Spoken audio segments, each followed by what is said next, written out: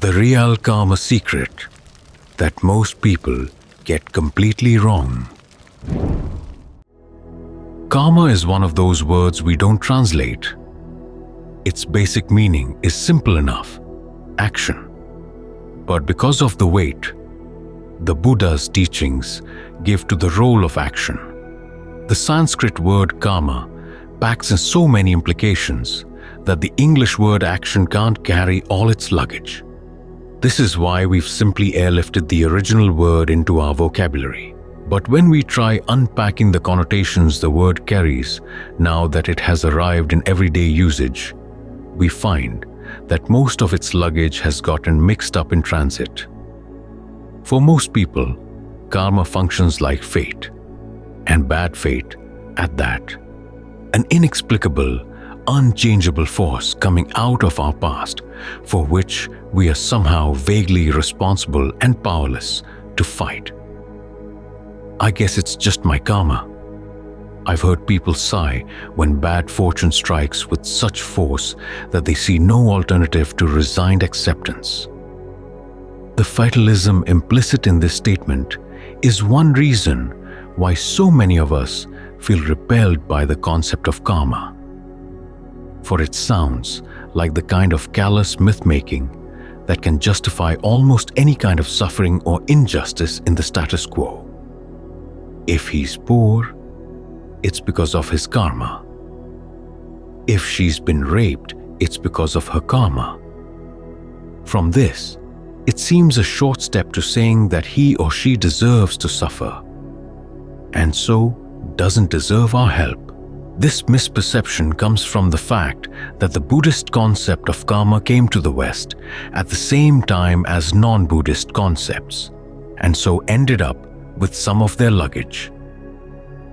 Although many ancient concepts of karma are fatalistic, the early Buddhist concept was not fatalistic at all.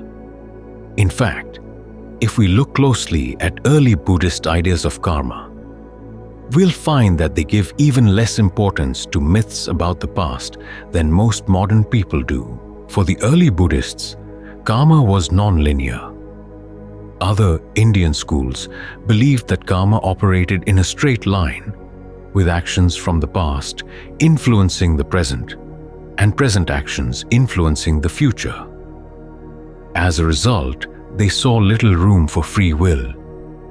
Buddhists, however, saw that karma acts in feedback loops, with the present moment being shaped both by past and by present actions. Present actions shape not only the future, but also the present. This constant opening for present input into the causal process makes free will possible.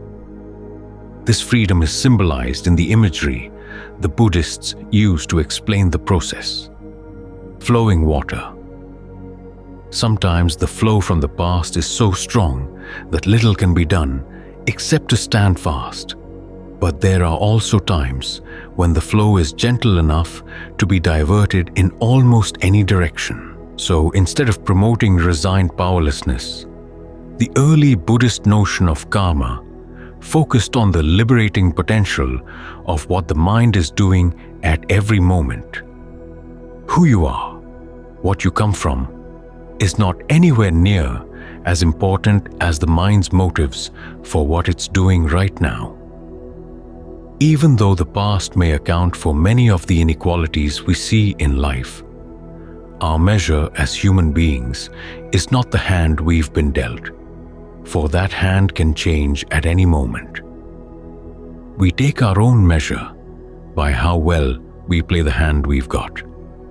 If you're suffering, you try not to continue the unskillful mental habits that would keep that particular karmic feedback going. If you see that other people are suffering and you're in a position to help, you focus not on their karmic past, but your karmic opportunity in the present. Someday, you may find yourself in the same predicament they're in now. So here's your opportunity to act in the way you'd like them to act toward you when that day comes. This belief that one's dignity is measured not by one's past, but by one's present actions, flew right in the face of the Indian traditions of caste-based hierarchies and explains why early Buddhists had such a field day poking fun at the pretensions and mythology of the Brahmins. As the Buddha pointed out, a Brahmin could be a superior person, not because he came out of a Brahmin womb, but only if he acted with truly skillful intentions. We read the early Buddhist attacks on the caste system, and aside from their anti-racist implications, they often strike us as quaint. What we fail to realize is that they strike right at the heart of our myths about our own past. Our obsession with defining who we are in terms of where we come from, our race, ethnic heritage, gender, socio-economic background, sexual preference, our modern tribes. We put inordinate amounts of energy into creating and maintaining the mythology of our tribe so that we can take vicarious pride in our tribe's good name. Even when we become Buddhists, the tribe comes first. We demand a Buddhism that honors our myths. From the standpoint of karma, though, where we come from is old karma, over which we have no control. What we are is a nebulous concept at best, and pernicious at worst when we use it to find excuses for acting on unskillful motives. The worth of a tribe lies only in the skillful actions of its individual members. Even when those good people belong to our tribe, their good karma is theirs, not ours. And of course, every tribe has its bad members, which means that the mythology of the tribe is a fragile thing.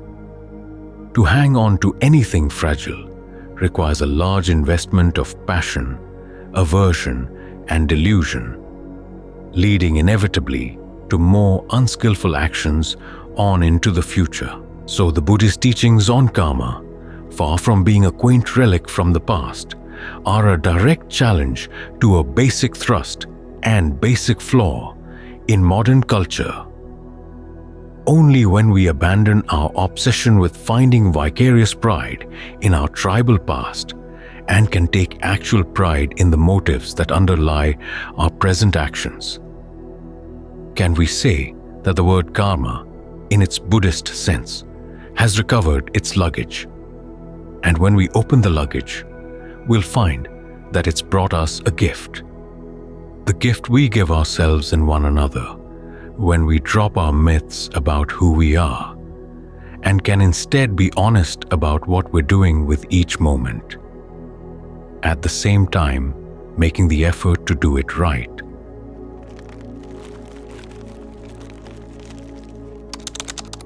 Did the Buddha teach free will?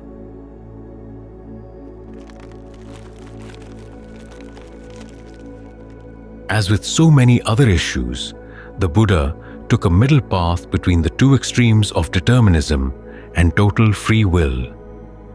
If all your experience were predetermined from the past, through impersonal fate, the design of a creator God, or your own past actions, the whole idea of a path of practice to the end of suffering would be nonsense. You wouldn't be able to choose to follow such a path, and there wouldn't be such a path for you to choose in the first place. Everything would have already been determined. However, if your choices in the present moment were totally free, with no constraints from the past, that would mean that your present actions would in turn have no impact on the future. It'd be like flailing around in a vacuum. You could move your arms in any way you wanted, but you'd still be flailing. The Buddha took this issue so seriously that even though he rarely sought out other teachers to argue with them, he would if they taught determinism or the chaos of total freedom. His alternative to their teachings was to outline a causal principle in which present experience is a combination of three things: the results of past intentions, your old karma, present intentions, and the results of present intentions. Your present intentions are the determining factor as to whether the mind does or doesn't suffer in any given moment. They're also the factor where freedom can come into the mixture. Past karma is a given, providing the raw material that your present karma can shape into present experience. The principle of causality is a given, providing the ground rules as to which present actions will or won't give good results. These givens provide, so to speak, the point of contact against which present actions can push and pull and actually propel you in a particular direction. The wider the range of skills you bring to your present actions, the more freedom you gain in knowing how to push and pull skillfully. And the more you'll be able and willing to act on this knowledge. So the whole purpose of Buddhist practice is to expand your range of skills in the present moment. Take, for instance, the 3 qualities that the Buddha recommended be brought to the practice of mindfulness, leading to concentration and discernment. Alertness, the ability to be clearly aware of what you're doing as you do it, along with the results that come from what you're doing. Mindfulness, the ability to keep in mind lessons you've learned both from Dharma instructions and from your own actions as to what's beneficial and what's harmful. And ardency, the wholehearted desire to act as skillfully as you can with every moment. As you develop these skills, you build a fund of knowledge as to what works and doesn't work in leading to true happiness. You also become a more discerning judge as to how to rate what it means to work and not work, and as you learn how to not be overcome by pleasure or pain. By maintaining your focus in the practice of concentration even in the presence of intense pleasure, and by comprehending pain to the point of not suffering from it, you become like an expert cook, able to make good food out of whatever, good or bad, is in the kitchen pantry. The Buddha never explains why we have this potential for freedom of choice in the present moment.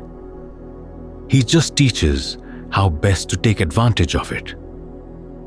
If you follow his advice in exploring how far it can go, it leads you ultimately to a freedom of a totally different sort. A dimension absolutely free from conditions. The greatest freedom there is. To fully awaken to this dimension releases you from all the roots of unskillful behavior, greed, aversion, and delusion.